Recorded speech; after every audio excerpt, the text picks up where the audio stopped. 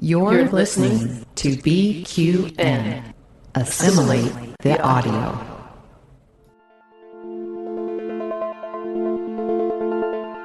Infinite diversity.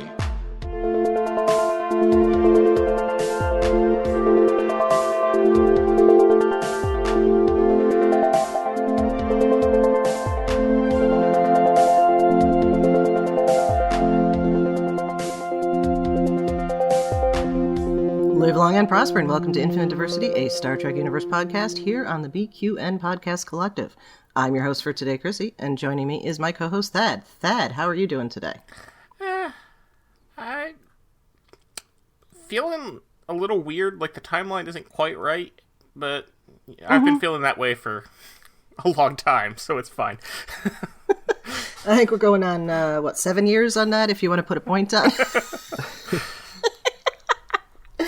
And longer. Yeah, I was going to say longer than that, honestly. 2000, so anyway. Yeah. Well, let me suggest, in case of time sickness, have some crystallized ginger around. That always helps, you know. All right, and also joining us today is Dan Gunther from Positively Trek. Dan, how are you doing today? Thanks for joining us today. Oh, thank you. That's a lot of todays. Thank you very much. Happy to be here. I'm kind of with that. I'm feeling a little unstuck in time. I'm not sure if I'm in 2022, 2023, or 2024 at this point, because, we're kind of all over the place. Yeah. Not to mention the early 25th century. So, it's... Yeah. And some days it still feels like it's 2020, so, Tell me about it. 2020 never ended. No. All right, well, before we get into our topic for the day, we'd like to take a moment to thank our Patreon patrons who make this show possible, particularly our associate producers, Carl Wonders and Justin Oser. Listeners, you can hear your name added to that list as one of our associate producers for a monthly subscription of just $10 at patreon.com/BQN. And with a monthly Patreon subscription of just $5, you can join our meetings of the Hive Mind on the second Saturday of each month. Watch your Patreon messages for details. All right, we are T-minus 12 days from Picard Season 3. Woohoo! Very excited. Yes. Oh, yeah. Very exciting. So we figured we'd talk about Picard Season 2 and just kind of reminisce a little bit about it and talk about good and ill and all the rest. And go from there before we jump into whatever's going to be happening in Season 3, which is going to be crazy, I think. Oh, yeah. Mm-hmm. In a wonderful, wonderful way. Okay, so we start out Picard Season 2 with the Stargazer. We get a little bit of adding into the stories of what's going on with Raffi and what's going on with Elnor, and picking up very briefly on where Soji is for a minute. So what did we think about how this begins? Well, I think personally, this started really strong. I really enjoyed this episode. It's kind of a cliche way to start a show, and I know a lot of people don't like this narrative choice, but I loved the, we're thrown into the action at the beginning, and it's also from the perspective of that security team going to the bridge, which is kind of something you don't usually see, and they emerge onto the bridge into the middle of this chaotic situation. And the part people hate, I think, is the that was a flash forward and now we're going to fill in the backstory. And it's kind of a bit of a cheap, cheat narratively, but I really enjoyed that. And it felt like, and I don't want this to be a negative on other new Star Trek or anything like that, because it's not, but this felt like Star Trek, that feeling you get at the beginning, oh man, this is the height. We're on a Starfleet ship. We have Starfleet officers. There's somebody setting an auto destruct. I mean, how many times have we seen that? It felt very Star Trek. Yes. Yeah. See, I even got ahead of myself there because I was talking about what happened once we got back to where we had been. But that opening is fantastic. What do you think about episode 1, Thad? I loved episode 1. I echo pretty much everything Dan just said. Just the fact that the episode opens with Starfleet officers in uniform on a Federation starship doing Starfleet things and fighting an enemy, and it's that's great. And I'm like, yes, this season is off to a great start. We've got familiar Star Trek things. We're gonna be Star Trek. Season 1 was really good on its own, but it also was not quite the Star Trek that I was expecting it to be. Not that there was anything wrong with it. And I'm like, this is back to more traditional. We're on a ship, we're fighting aliens, etc. Of course, that wasn't how the season progressed, but I loved this episode.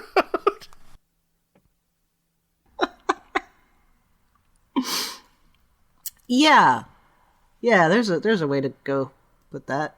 I loved it too. I thought we were going to be back to, I like introspective Trek. I like thoughtful Trek. So I don't feel like we need all of the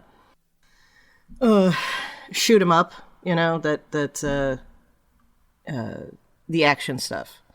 But at the same time, I thought, okay, so we're going to have a little better mix this time. And starting with episode 1, I was really kind of hoping we'd get some more clarity on some of what happened at the end of season 1. But okay, that's fine. So yeah, I feel like that's going to be a recurring thing with Picard. I think more so even season 2 to season 3. But that was something I noticed this time around too, is like, this is, we're seeing a completely different story, and I wouldn't mind some, I don't know, clarification or follow-up on some of the stuff from season 1, but that's not where they were going with the show. That is true. As I always say, you can't, don't criticize the author for not writing the book that you would have written. Absolutely. So. I still think season 1 was originally intended to be a 1 season and done, and then at some point during the production, they're like, we could do more of these. Yeah. Yeah, it did feel like, okay, this is how it's gonna be over. But like the thing that I think a lot of people have complained about, and I mean, I'm not as against it as some, but I do understand, it was that season 1 ended with Picard becoming an android. And I think that was definitely added after the fact, because they're like, we can do more of these if we don't have him die. Yeah. I feel like, too, there's almost a sense, because of the way it starts out with the poker game and Data, that was going to be a bookend. That was the beginning when he was dreaming, and that would be the end after he was dead. Right. And that would be that. But yeah, that makes a lot of sense. One thing I'm curious about, I kind of want your thoughts on this. At the end of season 1, and not that I don't like the decision, because I think it's interesting and I like what it means for the characters, but by the end of season 1, did it feel like Rios and Raffi, but especially Rios, did it feel like they were on a path to rejoin Starfleet? Like, was that a surprise when you got to season 2? For Rios, yes. For Raffi, no. For me. What about you, Thad? Yeah, I was No, I think I was expecting that to happen, actually. Okay. Yeah, I'm kind of with Chrissie, and I mean, I can kind of see where that would come from. Like, he does in season 1, Rios kind of wrap off some of his misgivings and stuff, so I can see where they would make that decision. But it was honestly a big surprise, I think, to see Rios in the captain's chair, and a welcome one. I thought that was a great choice for his character. Raffi, though, like you said, yeah, that made a bit more sense. Like, she was kind of on that arc. Yeah, and she didn't have... I always felt like she didn't have anywhere else to go.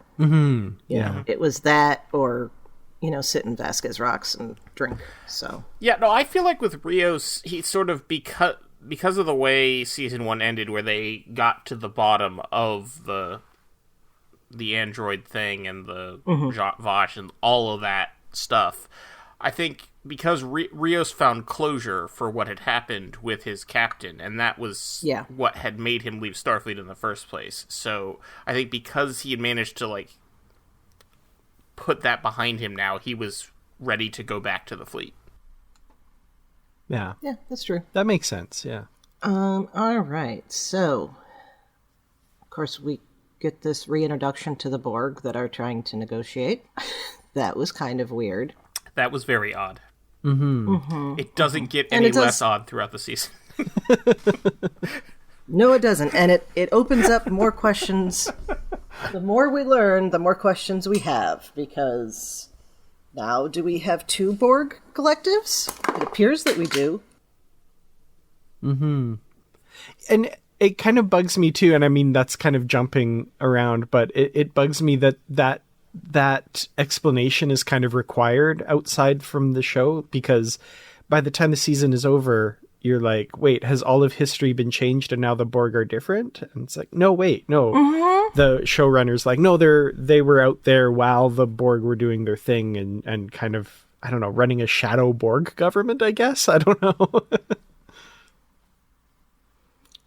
Yeah, there's so many issues with that, and Well, some are the It's Borg that- and some are the original Kaliar.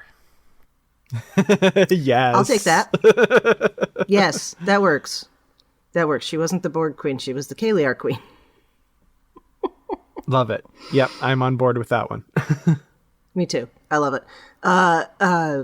It does.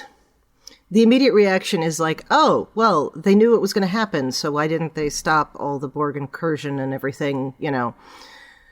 And then you have the issue of like, oh, well, if you can travel back in time and kill Hitler before the war, but so But much yeah, if they happens stopped because of the it. Borg incursion in the first place, Picard would have never become Locutus, and then would never have been in the position to set this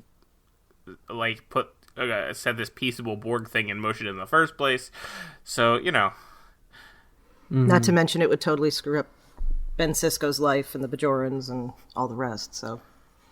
Minimally, and that's just what we know. You could argue that from Ben Sisko's perspective, his life would be a lot better because he never would have had to deal with any of the Bajoran stuff. Yeah, okay. Well, no, he But in still the would have end, because he he was embraced still that. he was still no, that's an oversimplification. He would not have been assigned to Deep Space Nine in the way he was, but it still would have ended up happening because he was they still still would have been half prophet to begin with. Yeah. Mm-hmm. Yeah. Yeah, the Borg thread, once you start pulling on it, especially since, you know, we've got First Contact and them going back to that point in time and then influencing Enterprise, like everything from the beginning of Star Trek history to the end, or to the present, quote unquote, it's completely messed up. There's no point where it doesn't affect something. Yeah, and if you take the Kaliar into account, it's even further. Yeah, absolutely. It goes back like 5 million years ago or something like that. Maybe it wasn't that long. I don't remember. Right. And we get introduced to the other 10 Forward bar, which I liked. Mm-hmm. Yeah, I'm You fine know, with that. I thought that was fun. That she's running a bar and it's 10 Forward, and it works for her. I am totally fine with it in the 25th century. I'm a little less fine with it in the 21st century. It certainly I raises... don't completely hate the idea, but it's weird. Yeah, it messes things up because you're like, it's the chicken and the egg. Where did the name come from, and how does any explanation make sense? Like it, Yeah, and either way, it doesn't work. So does she approach Picard saying, "I want to run a bar on your ship, but it has to be on deck 10 in the forward section"? I mean, Yeah. Yeah.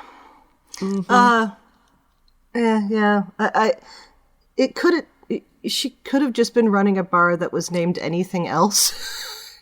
And actually, I would have liked that, because if in the 21st century she had the bar there and she was doing her thing, and then later we see that she has taken that back, taken that property back, or maybe she owned it the whole time, and now calls it 10 Forward. right? That would have been cool, but whatever. Yeah, They didn't ask us. That would make sense, but yeah, the way it's presented, it's a little, it doesn't really make sense. The other thing that bugs me just a little bit, and it's kind of one of those things you have to just ignore for the rest of the season, is in the Voyager episode Future's End, it's at least heavily implied. It's pretty much outright stated, but like, I got the impression that all of Los Angeles, that entire area, was destroyed in the Hermosa quake. Yes. And I guess like the showrunners have said like, that. Oh, part of it was, but part of it remains or something. And I'm like, I think they just forgot that. Well, okay. What they say in Future's End is this whole area. Yeah. Now, they could have been referring to Santa Monica, which is where they were at the time. They may not have meant... My whole area is a very vague term. Yeah. So it could mean all of LA, or it could have just meant the beach at Santa Monica. Yeah. And and I guess it does mean this when I watched it, and I mean, I know other people aren't responsible for my impressions, but like this whole area, like it sounds like she's talking about but no, I'm with you. I also thought that in the 90s, but I'm just saying that one I can accept because that's just, we took that to mean something it wasn't. Yeah. Which is in the purview of writers. Like writers are always free to interpret things, and then that's the way it is. And yeah, fair enough. Yeah. Yeah. It's not like some other continuity issues that we've seen. True. Yeah, absolutely. Yeah, I mean, they could have put 10 forward on the Santa Monica Pier, and then that would have been very bad. That would have been a problem. At that point, we know that it shouldn't be there. Yeah. Yeah. Well, of course, did we have a year for the earthquake? I can't remember. Well, yeah, but it wouldn't be there in the 25th century is what we were trying to say. Yeah. Oh, duh. Okay. Well, that's a rebuild. I mean, that's like, we've yeah, and they can put it on the Santa Monica Pier, put it next to the Bubba Gump Shrimp Company or something. Yeah. Just to answer your question quick, 2047, because of course it was 2047. Naturally. You can really get the feel for the fact that people in the 60s thought that the 2000s were going to be really, really different. And I know that was in the 90s. Mm-hmm. Yeah, we but also still thought 50 then that was years going to be away, really, really different. But I mean, if you look at the timeline, it's like, okay, so we've got the sanctuary district thing, in the 2020s. Next year. We've got what? Next year. Yeah, yeah, no kidding. And then we've got this earthquake, and then we've got, and all of this is happening. And then we have World War War. III. Right. And then we have First Contact. We don't actually have dates for that yet. And then we have First Contact, and it's like, did nothing happen? And then there's nothing between that and Enterprise. And until Enterprise, there was nothing at all between that and there were like 200 years where we knew nothing about Earth history. And it was like, oh, there's this Axanar thing somewhere in there, and we had a Romulan War at some point, but nobody knows when. And, Oh, don't forget the Kzinti War. I think there were multiple. Oh, yes, of course. Yes. Yes. And the, I am here for a Kzinti War short track. Yeah. Oh, Me too. Honestly, one of my favorite sight gags in all of Star Trek Lower Decks is the episode where the red shirts are trying to teach Boimler how to be more commanding, and the one Kzinti is like, you gotta have a posture like this. And he crackles, I think. It's like, oh, so good. So good. Ugh. Lower Decks is awesome. Yes. Oh, yeah.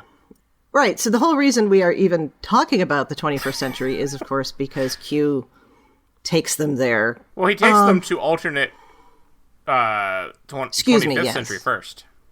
Right. Mm-hmm. We should probably talk about dystopian 25th century before we talk about the 21st century. Yeah, we should. Let me just about Q, though, first, because when they said that Q was going to be on, and even before that, when people were talking about, what if they have Q show up and blah, blah, blah.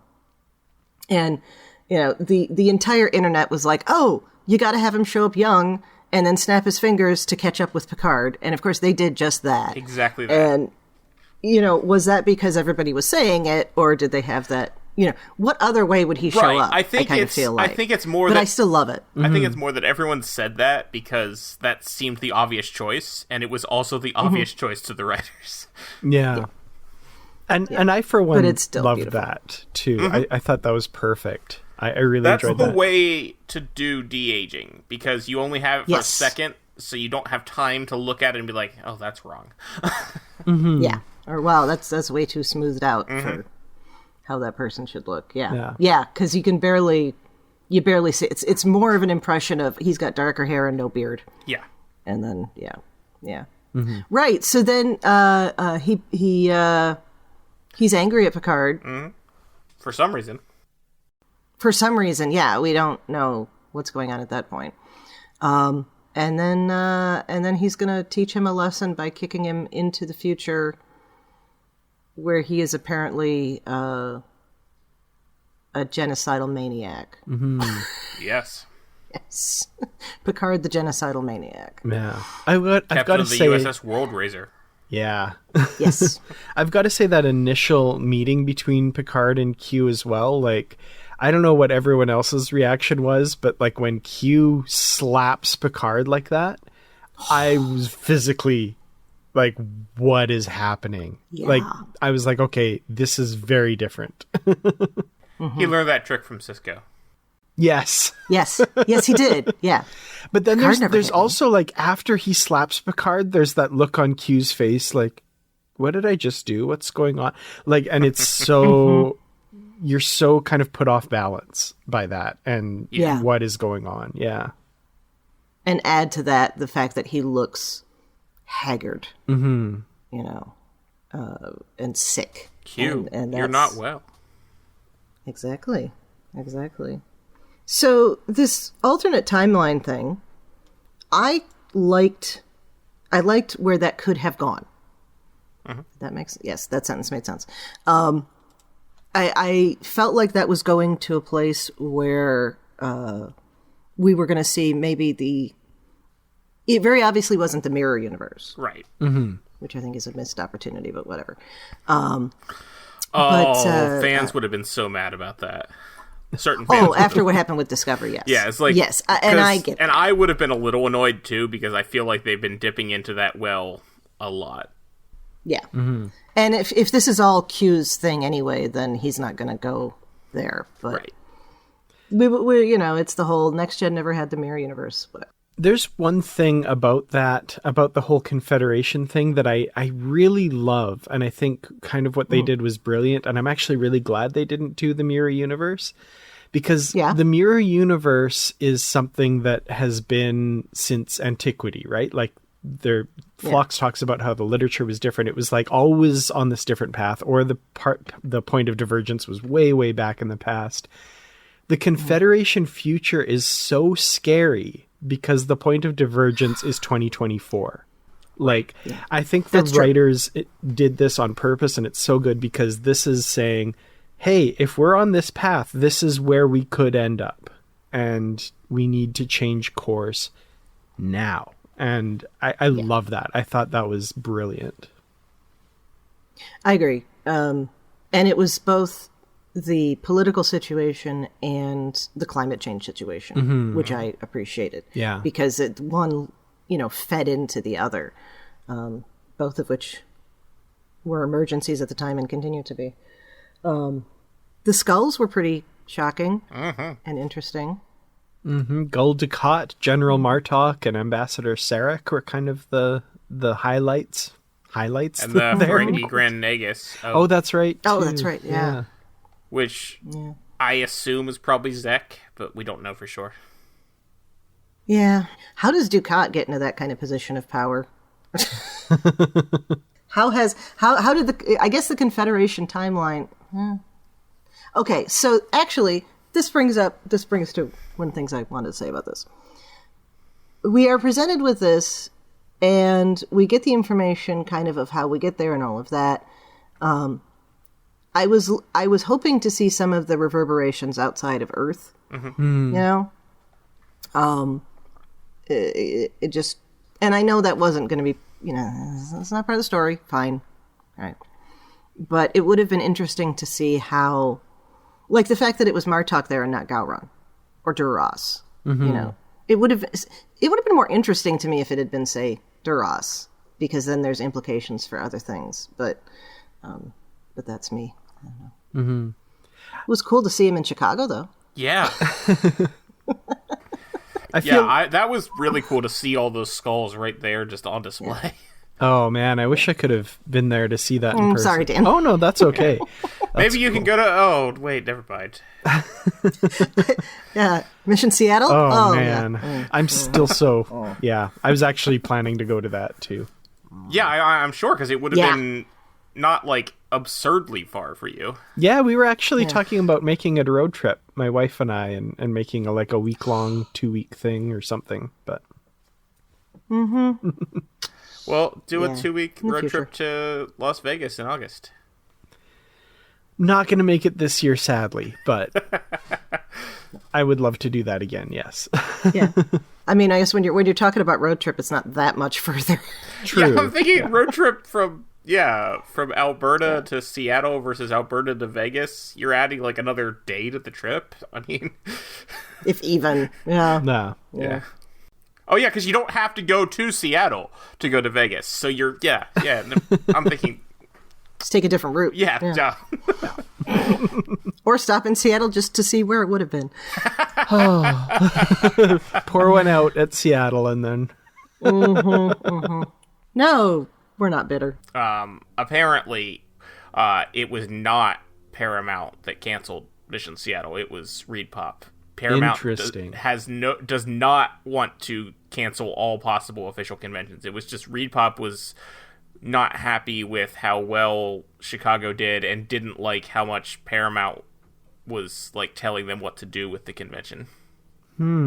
Which is wild to me because ReedPop does the Star Wars celebration and there's no freaking way Disney doesn't call every single shot for that. I was about to say that. Also, I mean, they have other IPs like Star Wars, like you say, but bold move for your second year holding the license. Like, okay. Mm-hmm. Well, I don't think they want the license anymore, is basically what it's coming down to. It doesn't sound like it, yeah. Yeah. Which, you know what? If they were all going to be emceed by people who were as unknowledgeable about Trek and human behavior and how to act in public as the guy that was running that one, then boy, that's fine. Yeah, the guy that made the George Takei gay joke, yeah. Oh, wow, I didn't even hear about that. And a gazillion other, and kept making jokes that made it obvious that he was frequently confusing Star Trek and Star Wars. Oh man. Mm-hmm. That was the MC, not the person doing the panels, but still it was bad. Yeah. And then the person doing panels was also not good. Kind of weird. She was frequently sexualizing various men in Star Trek, including Anson Mount when he was on stage with her. There's a difference between an offhand comment. Yes. Because it started with an offhand comment, and then she just leaned so hard into it, and she used the term lady boner over and over again. That's right. That was the gods, yeah. I forgot about that. That was the thing. Because I mean, anyway, I think we can all agree that Anson Mount is a very attractive man. Oh God, yes. But yeah. But you can acknowledge that once and then get on with our lives. Yeah. Talk about uncomfortable for... Yeah. Yeah, that would... Oh, yeah, he was visibly uncomfortable on stage. Ugh. Yeah. All right, well, back to Picard. Does it say something that we have wandered off topic? It says that we're recording Infinite Diversity, really. Well, okay, that's true. All right, so as we continue in here, we have to figure out how to get out of the dystopian future that is the 25th century. So we got General Picard. We have found Seven of Nine, who is President Annika Hansen. Mm-hmm. Mm-hmm. Yay, her. We got Cristobal Rios, who's on La Sirena, kind of in an undercover thing, and he's dealing with Vulcan. Yeah, we have Elnor and Raffi. Part of a squadron of a bunch of La Sirenas, which is kind of... That was interesting, yes. Mm-hmm. And then we have Elnor and Rafi, who are in the middle of dissidents attacking somewhere in Japan. I don't remember where. Okinawa, I believe. Oh, okay. And then Girardi locked up in a basement with her cat, voiced by Patton Oswalt, that isn't real. Well, Patton Oswalt is real. The cat. Excuse me. With her holographic cat, voiced by Patton Oswalt. Patton Oswalt is indeed real. Yes. From this episode, I mean, I really enjoyed this episode as well, the second one, Penance. The absolute highlight to me was Girardi. I loved her in this episode. Oh, yes. Her acting on the fly and her, you know, making the offhand comment calling her Seven, and it's like, oh, it's a nickname from college, and then like 10 minutes later in her long-winded explanation she just casually drops 7 shots Annika Hansen. I loved it. It was so good. Yeah. It was an opportunity to see how much range she was going to be displaying as we move forward, and I thought that was really good. Yeah. Don't realize that until after, but still. One thing I was disappointed that Issa Briones was only in the first episode as Soji, and then they basically cut her character from the show. And then, they gave, yeah. And then we basically get the same thing with Elnor. Elnor's literally fridged for most of the season. Oh, yeah. I wondered while it was airing how much of that, like, with Elnor especially, was that like a COVID thing? Like, because there's so many weird things done in so many shows during this time that you find out like a year later, like, oh, it was because of protocols and all that kind of stuff. But yeah, the Soji thing, the fact that Soji's not in the rest of the season, we haven't seen her since that first episode, basically. Yes, I mean, obviously Issa Briones was, and then Soji. That's where I was getting to. Is then kind of randomly she shows up as Sung's genetic project in the 21st century, which that comes back to my headcanon that since the 21st century, every Sung is a clone. I've heard that theory. Yeah. Yeah, I can't remember. Who was it? Yeah. No, I don't think there's been a natural born Sung in a very, very long time. I think the last one, not Eric. Who's the one that gives Picard the body? Alton, Inigo. Alton. Yeah. He was definitely. I think. You think he was a clone? Oh yeah, because he looks just like all the others. Yeah. But I don't know. I felt like starting with Adam, every single Sung is a clone. Yes, but I was stopping that with Noonian because I felt like he put so much effort into, his. Okay. I think Alton was also a clone. Maybe there's just like a freezer somewhere with Sungs, and then as one gets older, they're like, oh, let's bring that one on. Yeah. Did either of you watch Venture Brothers? Yes. I have not, yes. No.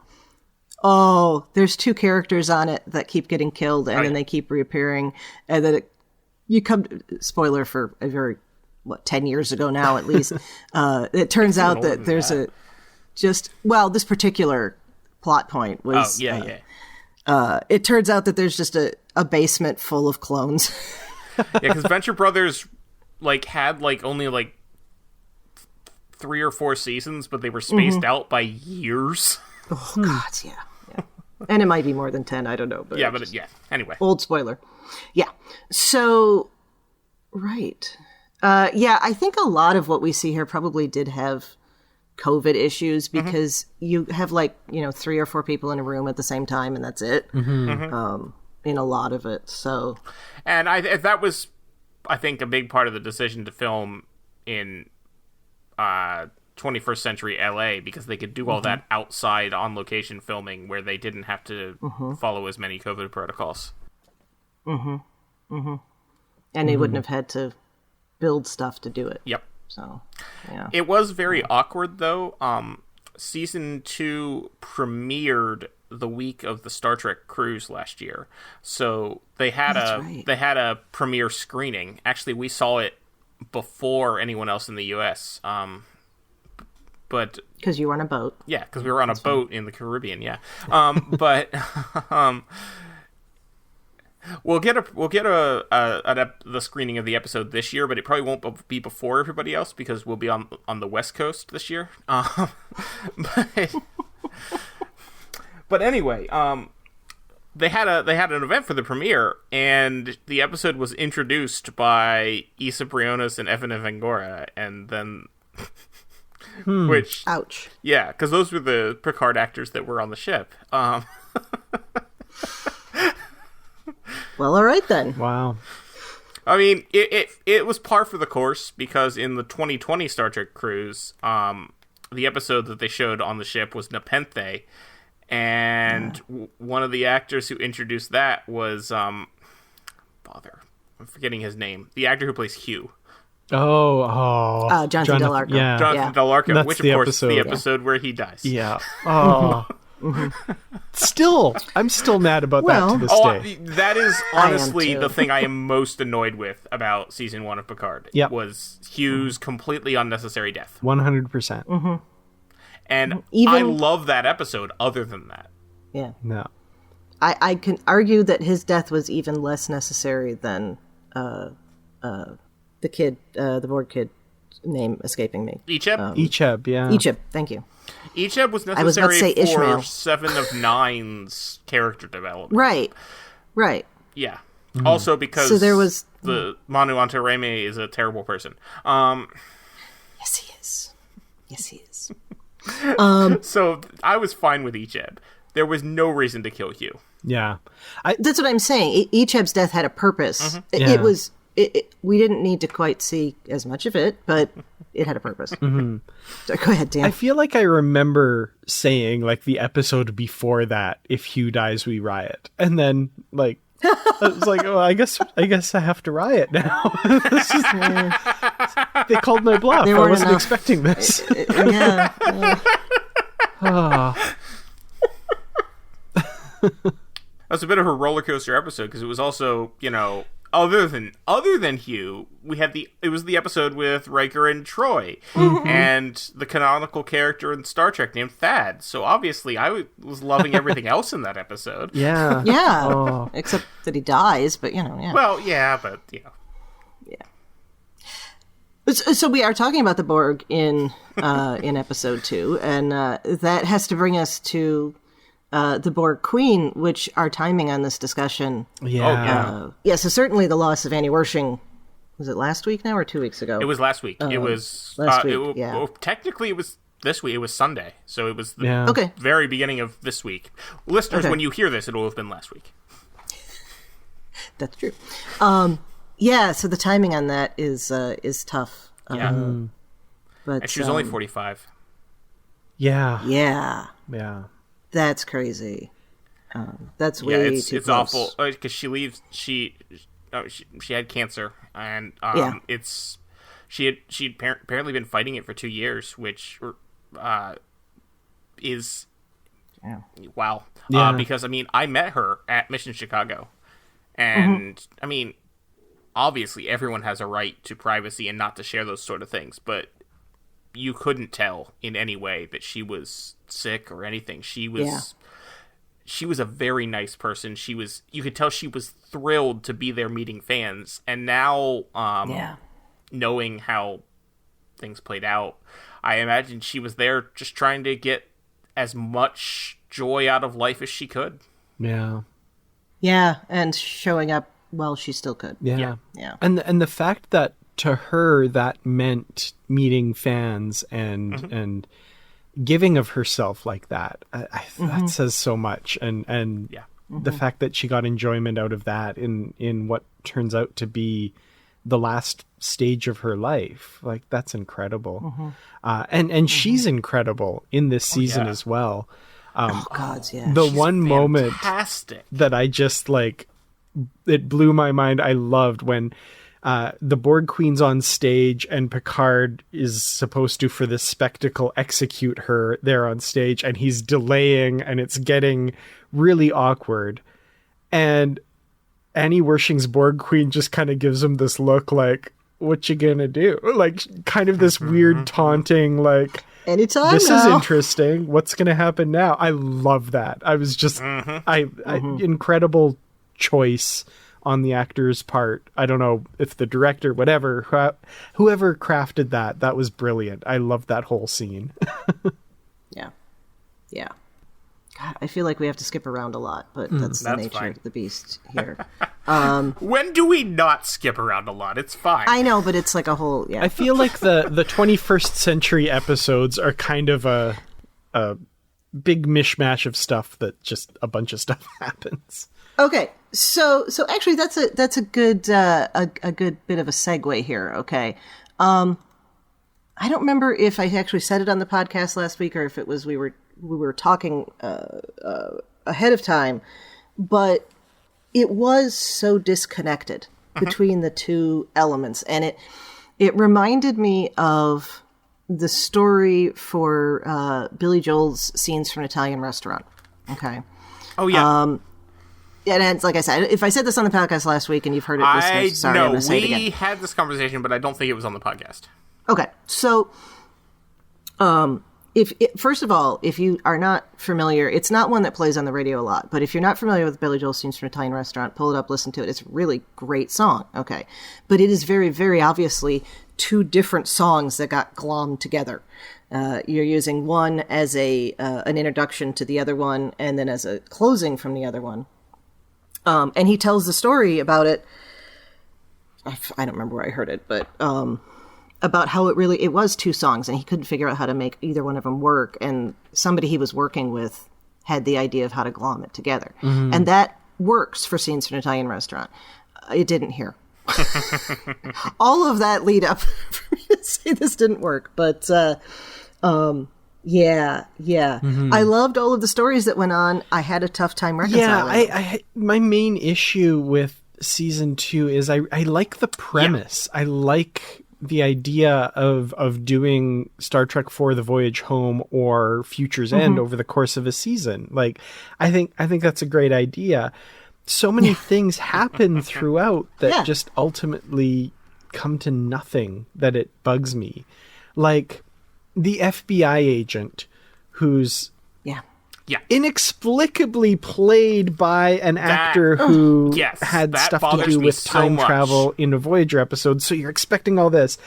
Even putting all of that aside, I liked the story. I thought it was interesting. I thought it was cool.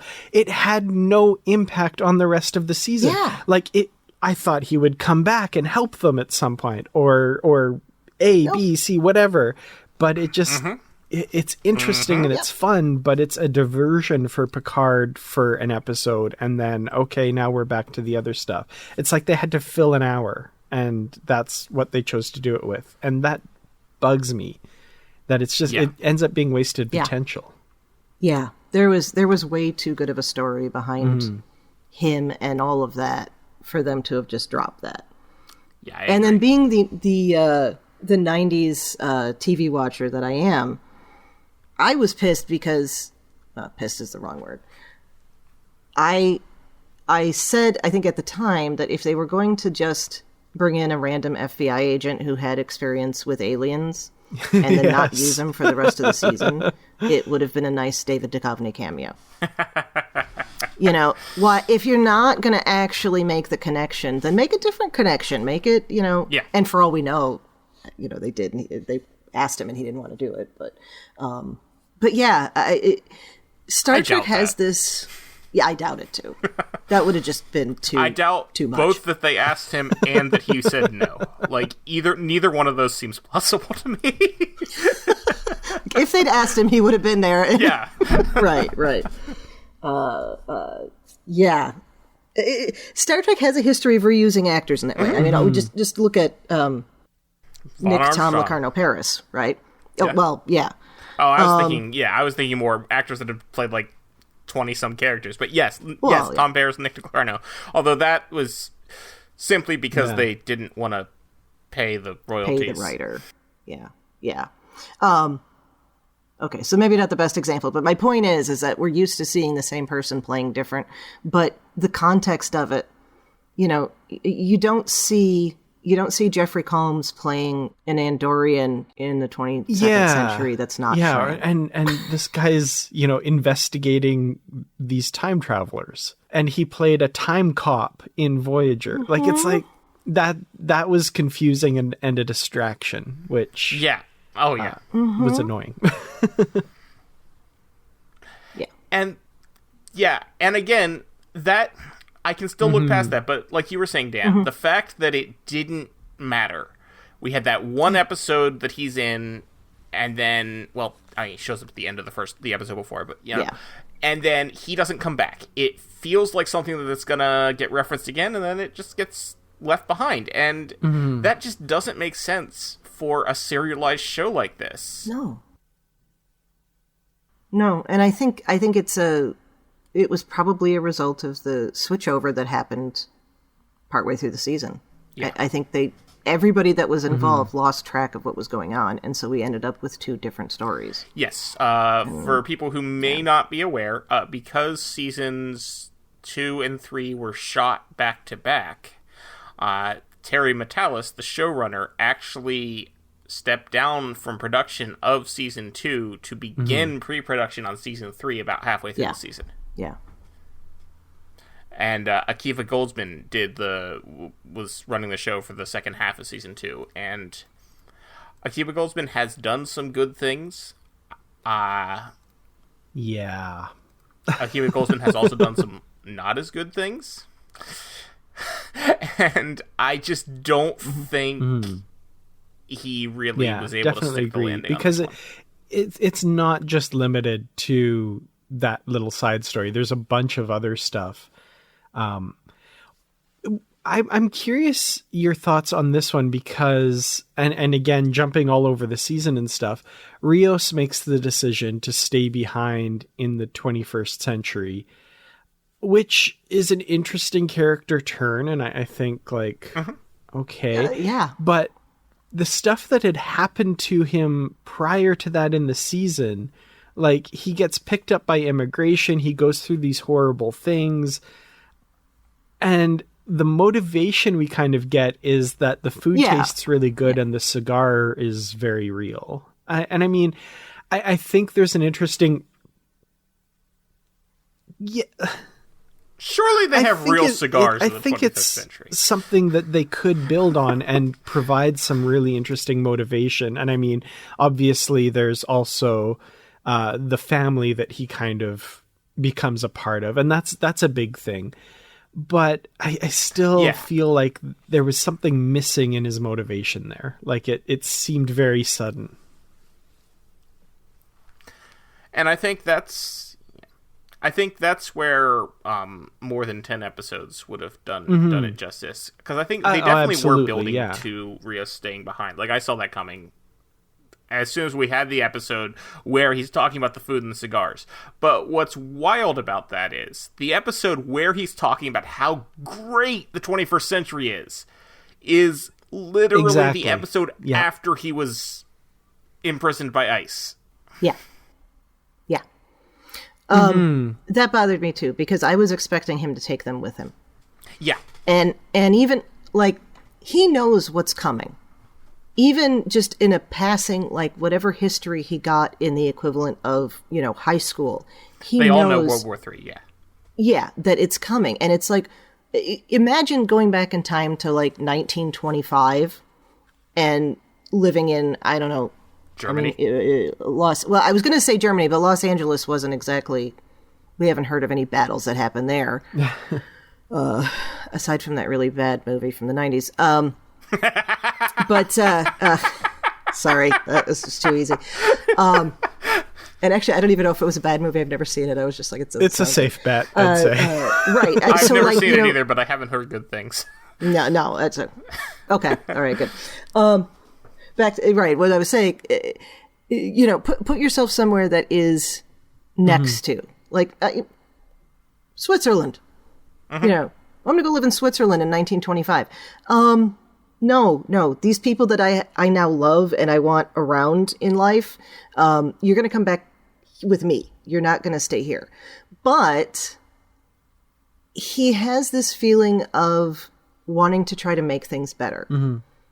And certainly Teresa, she does as well. And so there is the argument to be had of you have to be at the worst point or a bad point in order to make things better. Mm-hmm. And I don't think Teresa would have agreed to go to the future. No, I don't think she would have, particularly if he had said, you have no idea. There's World War III coming and it's going to be absolutely terrible. And her response was probably, that's why I'm needed here. Yeah. You know, so. But yeah, that in itself bothered me, although I was able to make it work as we just did. But I don't know. I wanted more Rios too. Yeah. I love the character of Rios, so I'm sad that he is clearly not going to be in season 3. Yeah, absolutely. And like Thad said, it's something that you can see coming, but I kept waiting for them to do more groundwork for it. Mm-hmm. I'm like, oh, okay, we're going to get more as to what. Oh, no, okay, it's just the final episode, and he's going to tell Picard, and Picard's going to be like, you can't, and he's going to be like, but I really want to. Okay, then, you can. Yeah.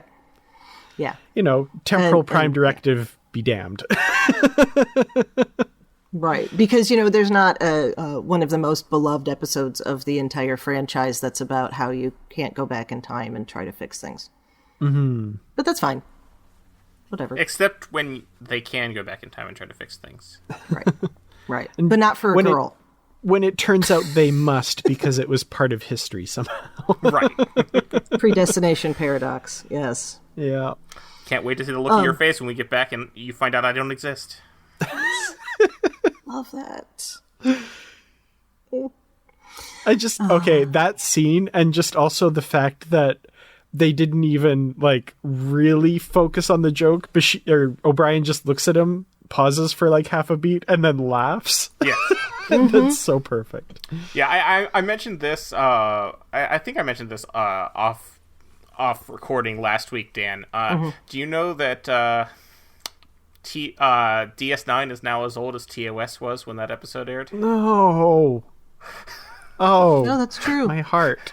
I know, right? I was talking about Occupy Wall Street in one of my classes this week. And one of the students, I said, do you guys remember, or you know about Occupy Wall Street? Because they don't remember it because they were born after it. Or, no, not born after it. But not they were born kids. after it. It was only like 10 years ago, right? Yeah, it was 12 years ago. I misspoke. Oh. Anyway, wow. I'm gonna cut this out. Anyway. But still, it's a long time ago. So this one kid, he goes, didn't that happen in like the late 80s? And I just kind of.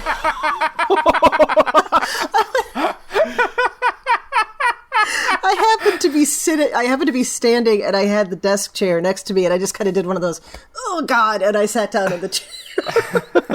And they got a laugh out of that, but I'm like, no, it was in 2011. Oh man. Anyway, yeah. But yeah, no, it's just wild to me to think about that, because when I was watching Trials and Tribulations live on air, TOS was this thing that happened, in the distant past. Yeah. Mm-hmm. So, like, how could this thing that I remember be that far in the past? Yeah, it's one of those things when you do the math on it, you're like, okay, TOS ended in 1969 and I was born in 1982. So, like, TOS was so far in the past. So, no, that was 13 years before I was born. It ended. And I'm like, oh, that is a lot more recent than I ever pictured. Like, oh, yeah. No.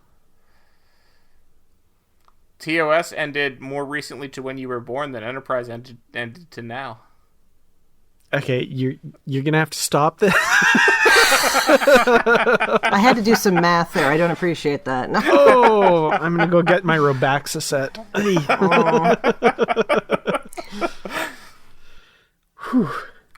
Will Wheaton is older today than Patrick Stewart was during TNG. I know. That one. As is, I believe, Sarah Lofton and Avery Brooks are close. I think he's the same age. Yeah. I don't think he's older. Give or take. But yes. But yeah. Yeah, when I was working at the bookstore, the American Girl doll kits from the 30s. I don't remember whichever one is set in the 70s.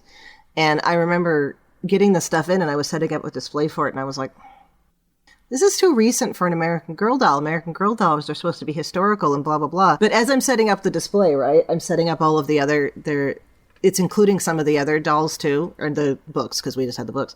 And I put the Molly one up, and I was like, yep, never mind. Because when I read that, it was 40 years between World War II and when I was reading it, and that's when she's set, and it's 40 years between the 70s, and I went, okay, never mind. Yep. Yeah, but the 90s were only 10 years ago. Yeah. Yeah. I mean, Kurt Cobain's only been dead for a few years, right? And, and he wouldn't be almost 60 now. So Star Trek. All right. So jumping around a little bit. All right. Because I do like a lot of the information that we get here. Okay. And particularly around young Jean-Luc. Okay. And finding out really why things were the way they were with him and how we get to the point, because it always bothered me that he just cut himself off from his family. Because he seems to think family's fairly, the concept of family is important to him. Even if having children is not, because you can have those two things be separated, But yeah, I liked that we got the story. The story was difficult. I obviously would rather it not be that, but I'm glad we got that story, and I'm glad it gave Patrick Stewart an opportunity to kind of integrate some of his own experience into this, so that it can ideally help people along the line, Yeah, there's a lot with the Picard story that, I think is important, and I think, a lot of important themes, and like you say, I'm really glad that his personal things that he cares about and champions kind of get communicated in this as well. That's really important. He's always been an advocate for mental health resources and for protection of people children who are being abused, that sort of thing. Yeah. There's some of the things that feel like it's, and I've seen this criticism online as well, it feels more out of the 19th century than the 24th century. Yes. Especially with how his mother was treated and that sort of thing, or not treated in the clinical sense, I guess. Yeah. Which is unfortunate, but also I think that happens a lot more today than people generally are willing to recognize and want to recognize. Yeah. And I think in this debate, a lot of people kind of think like, oh, this is a show set in the 24th, 25th century, but they tend to forget that it's a show being shown in the 21st century. So I'm okay with those kind of liberties being taken to get a message across for the intended audience. Oh, yeah. Like, I would love everything to be utopian all the time because it takes place in the 24th century, but that's not who's watching this. And, things do need to be an allegory sometimes. And Star Trek has been doing that since the beginning. Yeah. Yeah. Yeah. It's the same debate when, Adira made known that their preferred pronouns are they, them, and a bunch of people said, like, they wouldn't have that conversation at that time, blah, blah, blah. It's like, okay, maybe they wouldn't, but we're in the 21st century watching it, and I know that personally helped people I know to get their head around that concept. And that's what it's supposed to do. I still think they would have had that conversation. Yes! I agree with that too, myself, yeah. Like, I think it would have turned out the way it did, whereas they're just like, okay, and then start using those pronouns. But at some point, someone has to whether there's a stigma about it or not, someone has to come out at some point. Like, yeah, absolutely. Yeah. I mean, they might have said it when they were 5, as opposed to whatever old they are supposed to be now. But there's still the conversation that needs to be had. Yeah, absolutely. It's kind of like if you have a nickname as a child and then you get to be an adult and be like, I don't want to be called that anymore. Right. You know, it's or any number of other things that change over the course of somebody's life. Yeah. So, yeah, I never understood people complaining about that. But yeah, I think personally, I think that complaint is a veiled. Absolutely. You know, yes. it's meant to. Yeah, it's the same thing that when people say, "Well, we already had Soren in the Janai, so why do we need another character?" And I'm like, no. Okay, so shut your face. There's more than one person. More than one representation, but also one episode. In no way from is the 90s. That episode good representation. Yeah, exactly. It was for the time. What they did, that was excellent. Would it have been better if they could have done what Frakes wanted to do, which was cast a man in that role? Even better. Well, I mean, I'm still angry about that episode just because of how if it had not ended with conversion therapy, then yes, I'd be fine with it. But the fact that it did, yeah.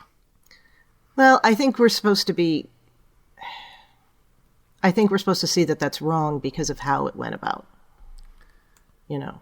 Because we're looking at it from Riker's standpoint and saying, okay, so that's wrong, so that's not something that should be doing. So I think they did make that point, but I agree. It shows it working in a way for the person. And they did a better job making that point than Enterprise did in Cogenitor. I'll give them that.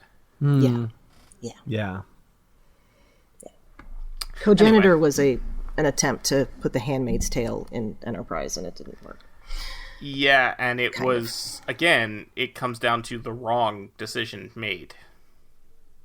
Anyway, Picard. Again, I'll say we've been talking about things that aren't Picard. Right. Okay. So I thought it was really good that we got that background on Picard. I think that we can retcon a lot with that. Everybody talked about the scene from where no one has gone before. And that just becomes absolutely... well, they retcon that in this show. Because Picard says, sometimes I imagine her as an old woman. Mm-hmm. Yeah. And it's just so beautiful. I retconned that into Generations now. They were talking about how ridiculous the scene is with the Christmas in Generations and why it's set in the Victorian era on Galaxy Class a few weeks ago. And I realized as they were talking about it, I'm like, no, we can retcon that to be what he wished things could have been in the imaginary, in the stories his mother told. And that just made it more poignant and it worked better for me. Obviously, I they weren't still thinking that, have trouble, not necessarily with the Victorian part of it. I have trouble with the fact that both Picard and Kirk's ultimate fantasy is not out there exploring the galaxy. It's the thing they lost while they were out there exploring the galaxy. Yeah. It's kind of like that's the life they had, so they wanted to explore something. Yeah, I don't know. One of my favorite bits of retconning, by the way, this little cute moment from this season, I think it's from the first episode, was Picard quoting his mother saying, "Let's see what's out there."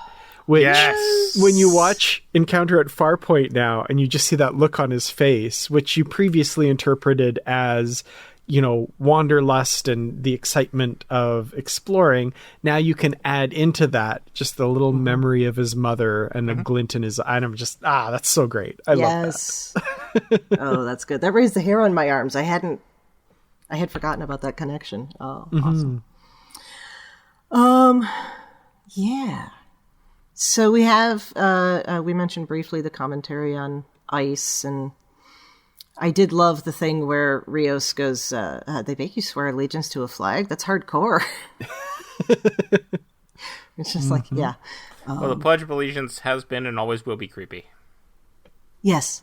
Do you have an equivalent thing in Canada, Dan? Or is that just a weird American thing? That's not something we do in Canada at all. Yeah. Okay. No, there's the flag and the national anthem, and that's about where it ends.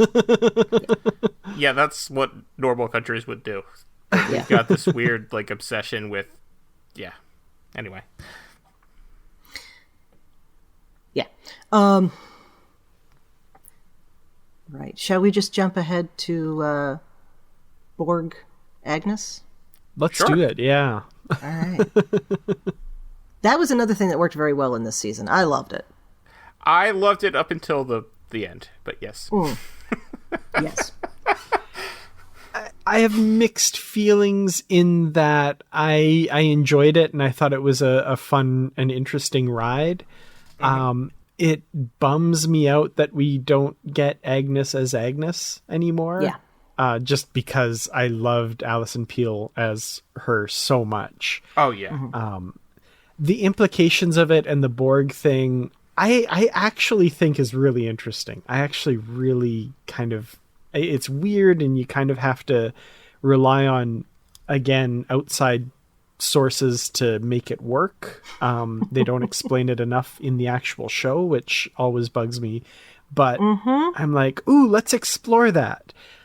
Now it seems like we're not going to unless something other than Picard season 3 picks that up. It doesn't look like that's going to have anything to do with Picard season 3. I could be wrong. But yeah, I want to explore this new Borg thing now, and I don't know that they're going to. Yeah. I doubt it. Yeah. And Probably like we were not. saying, I remember we said that when we watched this. We're like, they're going to forget all about this. Yeah. which is too Because bad. what caused that, the thing that they're there to guard against? What caused it? We'll never know. What happens to it Yeah. Yeah. over the course of time? Yeah. Where did it come from? Where does it go?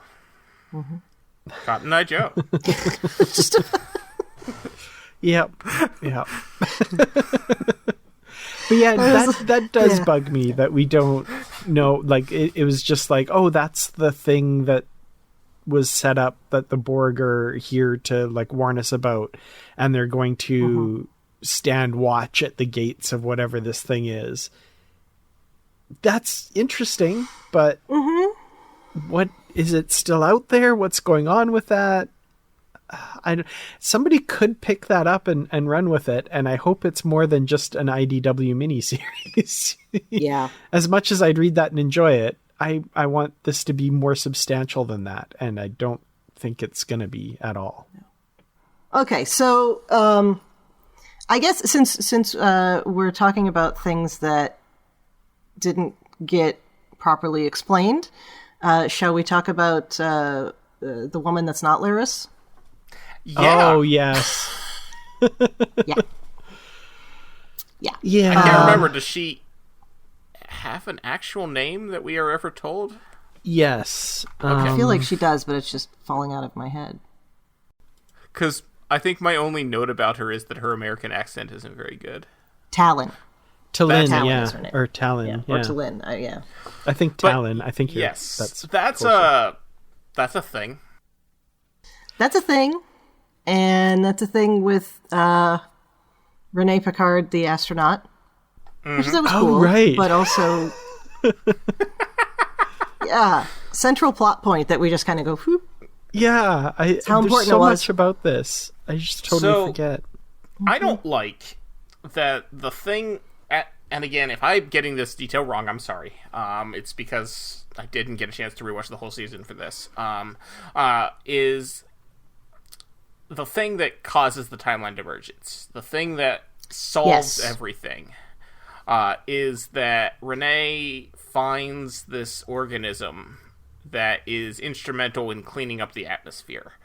And in the same way that I don't like that, I obviously love Star Trek. I love Star Trek First Contact. I don't like the conceit that humanity is basically saved from itself by meeting the Vulcans. I don't like the conceit that the only way that we were able to stop climate change was with this alien organism.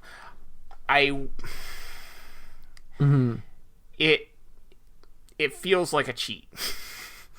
It's solving our problems without actually doing the work to solve them. Yeah. Yeah. I definitely agree with that. All I was going to say is that's just humans being human. Yeah. You know, I mean, we require external forces to prompt us to change. Yeah. Particularly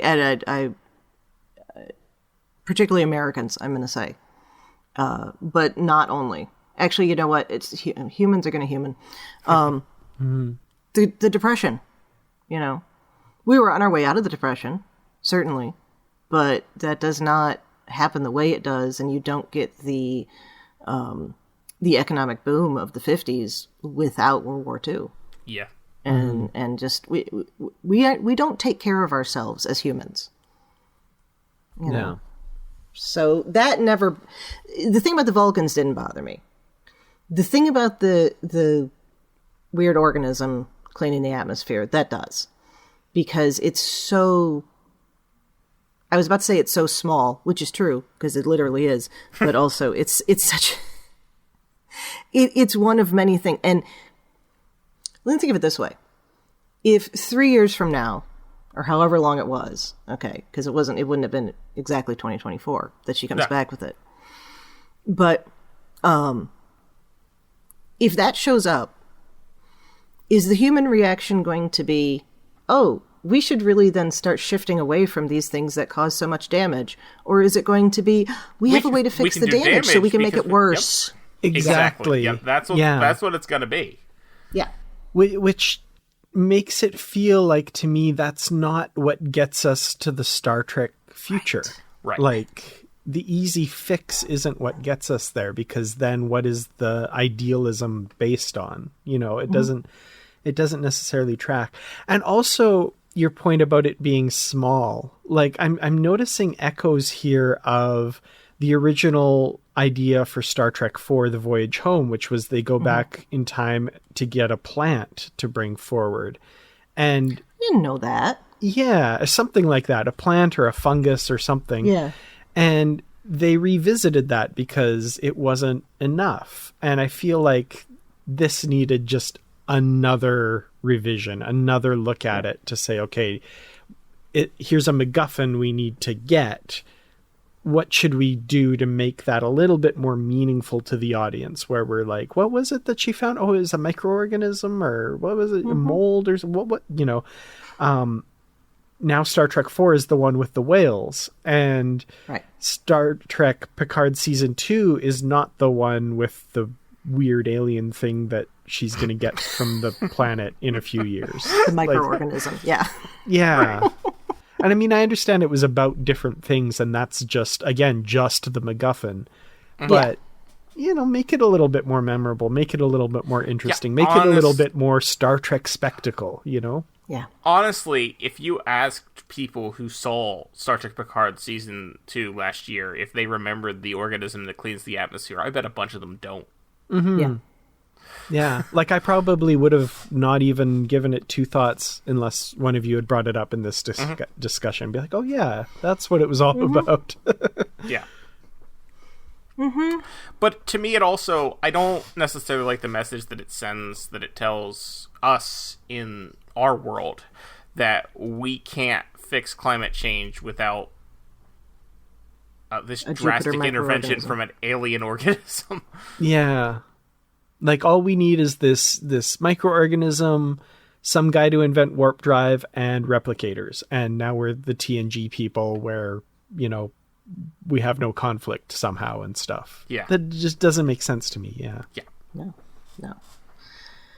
No. Which is maybe the lack of optimism in the time.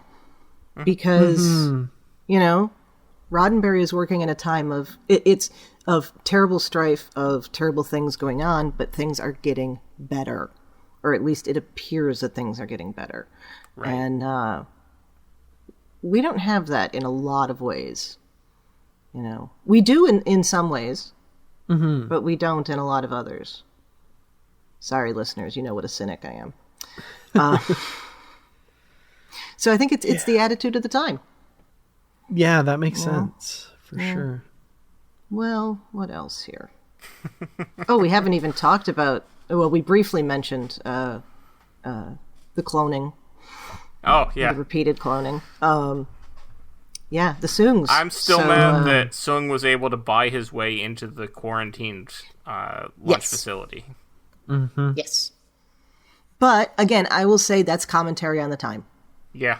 Yeah. You know, I think if he was, I feel like he was supposed to be the Elon Musk of the era, right? An Elon Musk stand-in, shall we say?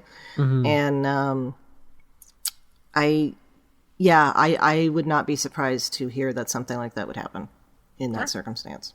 Yeah. It's wrong. It shouldn't. If it's officially like NASA, I don't think it would easily, but, money talks, and that's the end of that. And the way he was able to manipulate things and people when he was in there just by being a jerk and throwing his weight around. It's true though. Like that, that's absolutely true. Which is sad. Really sad. Yeah. But I mean that's how it is with the major donors.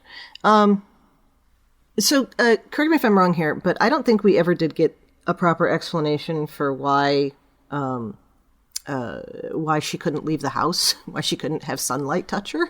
I think it was maybe something but wrong with the cloning process, like caused some sort of genetic abnormality that made her, unable to exist in the sun. Okay. Yeah. Because that was such an important part of his life of figuring out how to get her to be able to leave the house. I don't know. It was very interesting. Yeah, and that's how Q managed to get him to be a villain. Yeah. Right, yeah. So, do we still think? Because I think we still think we're continuing to build with the augments thing. We're going to get more. That we're going to get a Brent Spiner cameo in Strange New Worlds. Yeah. Yeah, I think so. Yeah. It feels like something that the franchise as a whole is kind of decided they want to make some commentary on, which is interesting. And then we've also got the SETI Alpha 5 podcast, I guess they've turned that into coming as well. I don't know if that's going to be directly related, though. That feels more like Nick Meyer's pet project.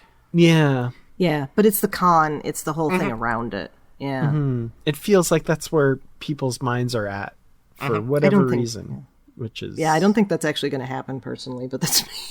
That's me. I mean, they officially announced it at Star Trek Day. I think it's going to go somewhere. They shoved Nick Myers onto a stage when he wasn't expecting to have to talk to the public, and he talked about it for a minute. Boy, I sure hope he wasn't expecting to talk to the public, because if that was his prepared speech, wow. Yeah.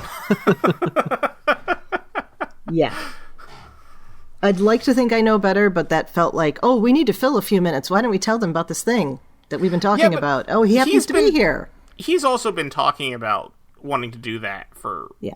Oh, I know. Years. So, no, I think it will happen. Yeah. Okay. There's my pessimism again. I don't think Section 31's going to happen. No, not after Michelle Yeoh gets the Oscar that she's likely to get. They won't be able to afford her. That will only happen if she comes to them. Right. Which I hope she does. She might. But, guys, we briefly touched on the whole Picard's family thing. Is there anything we want to say anything else about that? I liked the Picard family. I was totally fine with that, all of it. And James Callis in Star Trek. Well, I was happy about that. Yeah. I was very appreciative that we had a reason for why Picard perceived his father to be so terrible. Because before, all we had was, he didn't want me to be in Starfleet. And he was a Luddite, and that's it. And then if you read the Picard autobiography, he didn't like Starfleet because he got rejected from it, which I didn't care for. It didn't make sense in context. There's a lot of things in the Picard autobiography that don't make sense in or out of context. Yeah, and have now been overridden anyway, so it doesn't matter. But I will always bring up the ridiculous thing about the Denobulans all disappearing. Oh, yeah. Yeah, that requires explanation. Maybe we'll find out in the Cisco memoir. I mean, it's fine to just not explain why you never see a Denobulan. They just don't happen to be there. You don't have to come up with this weird... Yeah, anyway. I'm 100% with you. That's always bugged me when people criticize things from Enterprise like that. I'm like, how many people from Lithuania have you seen in the last 2 years? To be fair, I may have seen hundreds of them. You may have, but you did not if know you that. haven't seen any, that wouldn't be weird. Unless you were in Lithuania, in which case that's a whole other issue. Yeah. That would be That needs cause to be for dealt with. concern. That's personal. Yeah. Yes.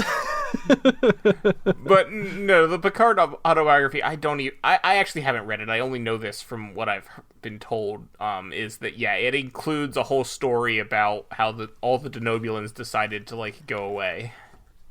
Yeah. Yeah. How come we've never seen the Suliban? Because you haven't. It's fine.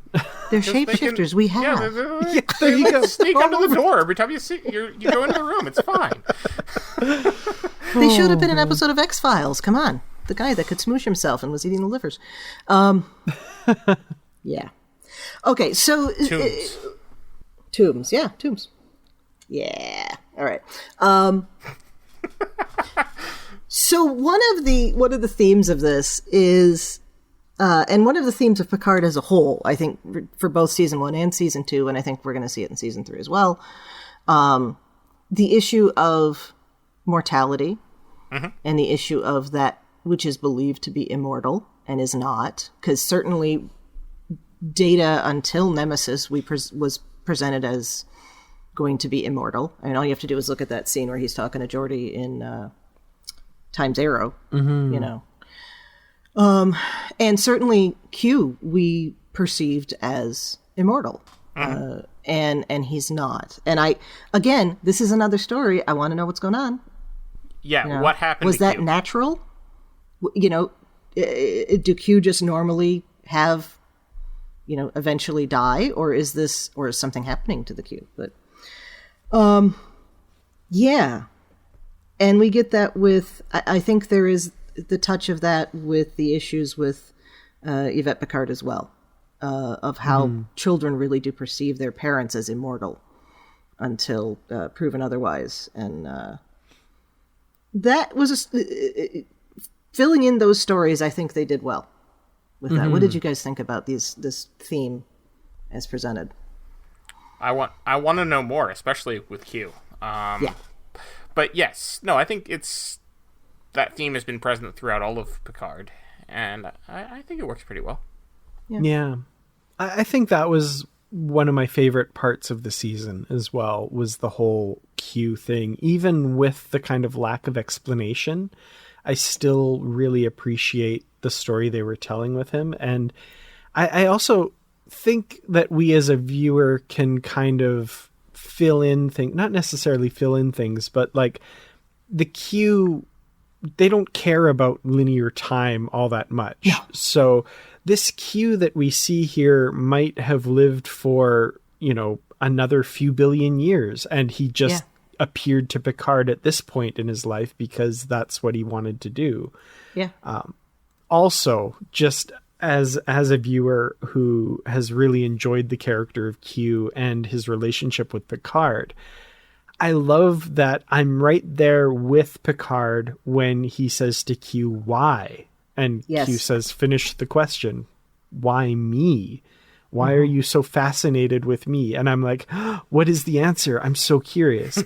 And Q says, everyone has favorites and you're mine.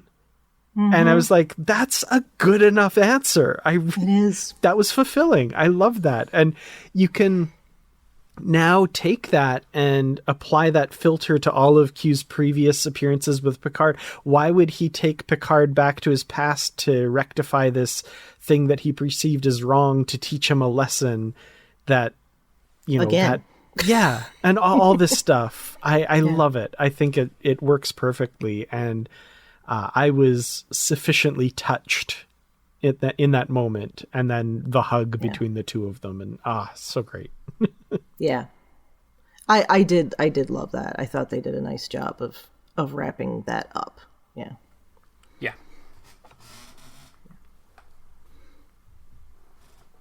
And he's not so evil after all. Speaking of omnipotent beings, we also had Will Wheaton as the Traveler. Yes.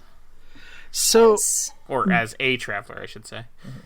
That's another thing that, even though the whole Laris Talon thing was kind of weird and didn't make a ton of sense, like, oh, I guess you're an ancestor. Okay, cool. That's the explanation. The whole thing of linking the Travelers to the, like, Gary 7 Assignment Earth people, I loved that. I thought that was great. Me too. Like, some people scream small universe syndrome, but I'm like, nah, that works. I'm okay with it. And the fact that Wesley is out there, or sorry, the entity formerly known as Wesley Crusher, is, a part of this group. And yeah, linking those two, I was like, that's cool. I love when you build on previous canon in new and interesting ways, and I think that does it. Yeah, it makes perfect sense contextually for both sets of stories. That the Travelers were presented as protectors of time in a way, and then you have the Gary 7. They're called the Aegis in the books, right? I don't think we ever get that on screen, but yeah, that makes perfect sense. Yeah, and I did like that. Yeah, I almost called them that too, but. It's good to know what happened to Wesley, and I kind of, given what we might be seeing in Picard season 3, I kind of hope to see him again, maybe briefly, but I don't think we will. We'll see.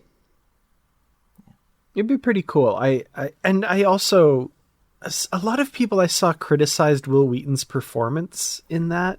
No. And I mean, yes, I saw that too. But... Yeah. And I don't see it. Like, yeah, he's smiley and grinny, and obviously, from some people's perspective, they're saying that's Will Wheaton excited to be in Star Trek. And if that's the case, so what? They kind of even say, like, he's the entity formerly known as Wesley Crusher. He's not the same person, and we haven't seen him in over 2 decades. So, whatever.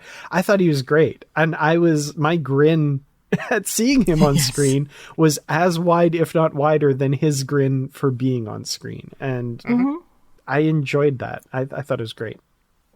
Well, you think about the last time we saw him and the circumstances that Wheaton was in and what he was dealing with in his life, and how that actually was beautifully reflected with Wesley's story. And then you come to now where here Wheaton is in a place where he's happy. He's been able to reconcile and deal with his demons, or is dealing. He never completely finished dealing with them, but it makes absolutely perfect sense.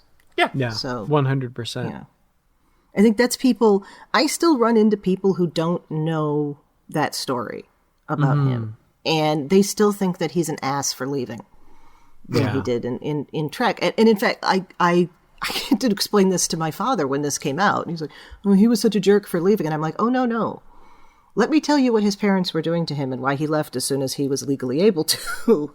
And then it's like, oh, okay, didn't know that. But also, he left because they wouldn't let him pursue other acting while he was on the show.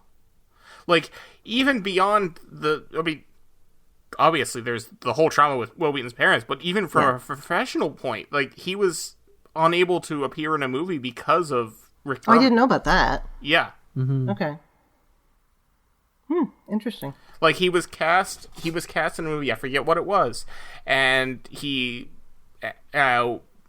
went to Berman to see if he, work with him, see if we can, schedule this around. And like Rick Berman's, okay, you can go and do a movie in 2 weeks, or something. It was more than 2 weeks, but it was some absurdly short amount of time for a movie.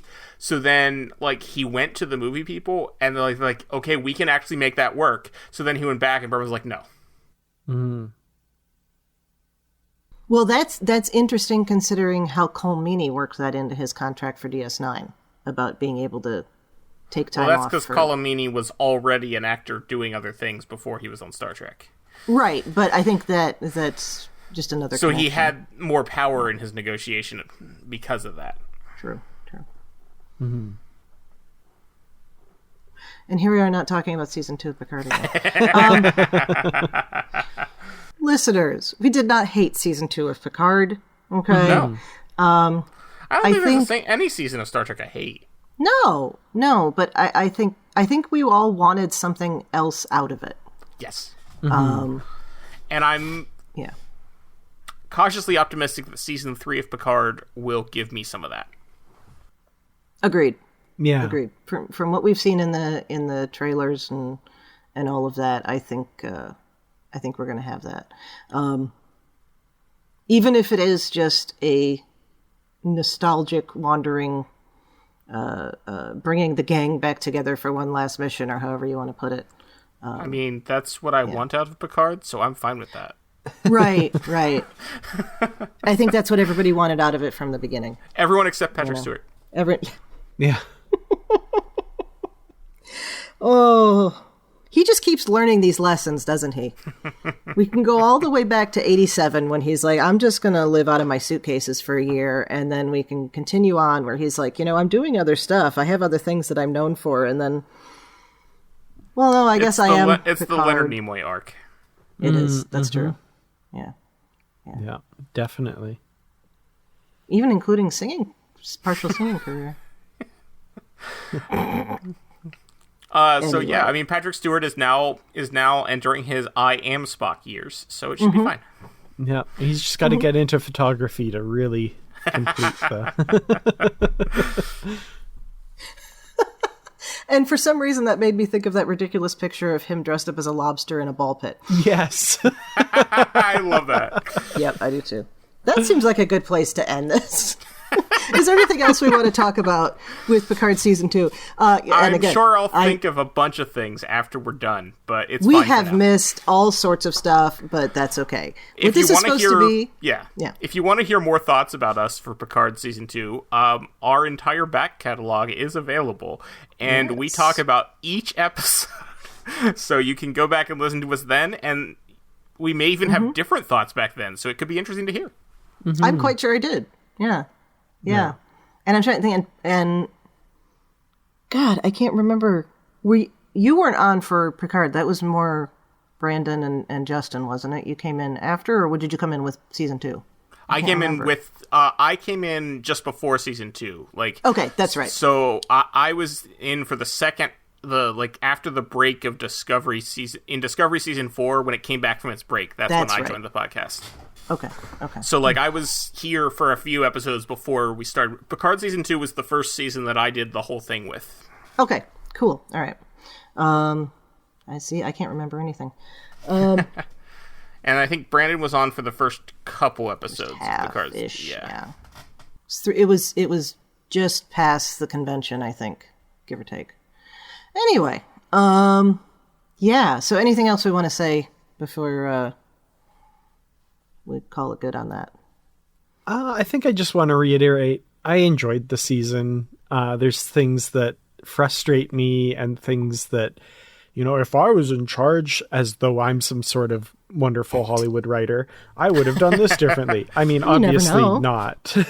But, I enjoyed the season. Alison Pill has a great singing voice. That was a highlight. Oh, yeah. We didn't even talk about that. We didn't even talk about that. Yeah. Also, she looks amazing in that dress. Yep. Yes. That needs to be said for sure. And we didn't talk a lot about 7 of 9. I thought she had an interesting kind of arc as well. And it's interesting where things are left at the end of the season with her as well. We didn't talk about Rafi's trauma over Elnor that she was dealing with this Oh season. my, yeah, that was. Yeah. Yep. Anyway, a lot happened this season. Yeah, it was, and maybe that's why it seems so disjointed, because it was carried through. Mm-hmm. Like, if you look at 10 episodes of, like, just say Next Gen or DS9, let's say DS9 because it's a little more serialized, you wouldn't, there would be stories that would still be completed on an episode by episode basis. So you'd have some kind of, you have the ongoing, but you also have the immediacy. And I think that's part of what this felt like. They were trying to put some episodic stuff into. Mm-hmm. They were trying to do a 26 episode season in 10 episodes. Yeah. Yeah. In some ways, but also I feel like they had a story that was worth about 5 episodes, and they kind of put in some other stuff that really didn't connect to it to pad it out. So it's got this kind of weird dual nature where, like, I feel like it could have been longer. They could have expanded on some of those stories, but as it was, the stories they stuck in there, they kind of padded it out and then couldn't finish those stories. Mm-hmm. So right. it's kind of a weird dual problem there, I guess. Yeah. Scenes from an Italian restaurant. Let's go back to that. All right. Well, before we finish our episode here, do we want to put any wishes or speculation about Picard season 3? I was trying to think of a way to say that didn't sound like I was copying Alex Perry. I don't think it's going to happen, but I kind of I kind of wish for Reg Barkley in season 3. That could work, especially with Moriarty. We saw Moriarty in the trailer. That's true. That's true. Yeah. So there's a reason he might show up. Yeah. Yeah. That said, the actor is kind of off the deep end these days, so we'll see. Yeah, he is. Yeah, unfortunately. I just want to echo something that was said earlier. I would love to see Wesley as the Traveler come back. Okay.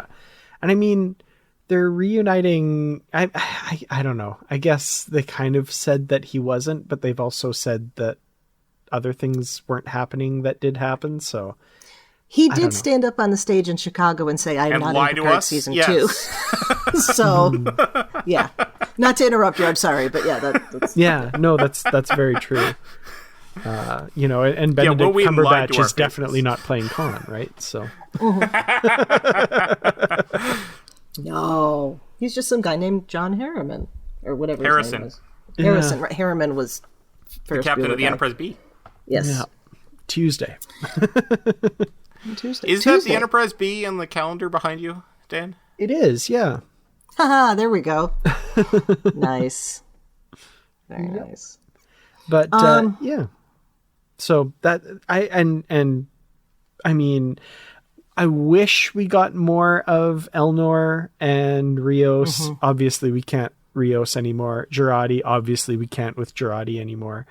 And I know they're not in it, but like I do kind of regret that we're leaving a lot of these new characters behind. Elnor, I think, got short shrift in season 2, and then finding out that he's not in season 3 is a bummer. Mm-hmm. Agreed. Mm-hmm. But maybe, if we do get a 25th century show, after this, then maybe he'll show back up. I mean, we've established Seven's on a Starfleet ship. Mm-hmm. So maybe he'll show up, if they pick it up with a 7 show, or they, or she's somewhere in it, then it's very easy to integrate him in as a cadet on the ship, or an ensign on the ship. And I mean, we do have a Starfleet Academy show coming. Maybe it's set in the 25th century with Elnor. Yes, absolutely. Or if they do a 7 and Rafi show, we could have hologram Rios too. Oh my goodness. On La Serena, yes. Oh, I didn't think about that. Oh, that's fantastic. Well, for me, I don't know if I have any like crazy speculation. When Picard season 1 started, I said he was probably going to be dead at the end of it. And I guess I was right, kind of. I think that was their plan originally. I think you're right, too, with that. When Picard season 2 started, I said that Q was going to make him a Q. because I've always thought that was where their relationship was headed in the end. I was You not think right he's going about to that. die at the end of season 3? I don't think he's going to die at the end of season 3 this time. So he probably will. I don't think so either, because Patrick Stewart himself has said that he might want to come back for more, which tells me he's not dying at the end of season 3. We can do a movie? Yeah. I'll do this until I can't anymore. Yeah. Well, if there's another I'll keep kind of watching it. if there's another kind of fake out at the end of season 3, we'll know that was again possibly the original plan, and Patrick Stewart's like, actually, change my mind. I will say, okay, I hope the kid from Downton Abbey is not his and Beverly's son.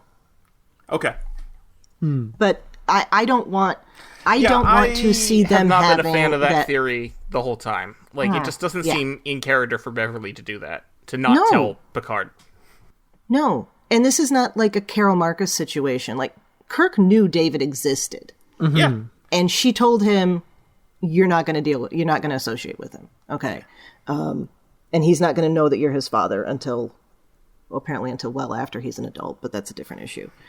But I've always been a Jean-Luc Beverly shipper, but having a kid and not talking for 20 some odd years is not a relationship. No. That's I don't know what. Having said that,